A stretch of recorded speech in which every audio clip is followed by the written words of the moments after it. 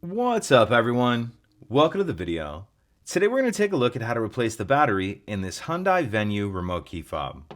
This Hyundai Venue key fob is going to use replacement battery CR2032, and I'll put a link in the description box of this video to where you can find these replacement batteries if you're in need.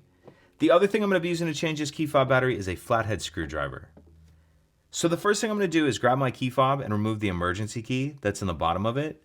That's done by pressing this release on the back of the fob that my thumb's on, and the emergency key will slide out like that. We can set that key to the side. Now if we grab our screwdriver and we take a look at the bottom of it, kind of where that key just came out of. So this is the notch right here that emergency key just slid out of.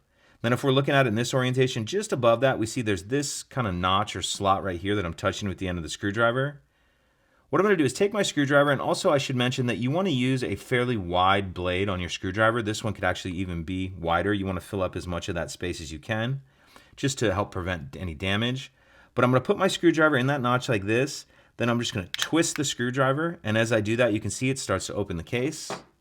Go ahead and pull the case apart, and then we can see our battery right here. The battery will just slide out of this holder like that. Then we'll grab our new replacement battery, and you want to make sure that you're installing your new battery with the plus side up, positive side up. It'll just slide in there like that. Make sure it's all the way in. Then if your circuit board has moved around, make sure that's sitting down in that front like that. Then we can go ahead and snap the back cover on. Make sure that's all the way snapped shut.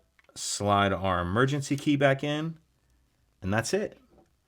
If you have any questions, please let me know. If you could take a second to like and subscribe, it helps us out, and I'd appreciate it. Thank you.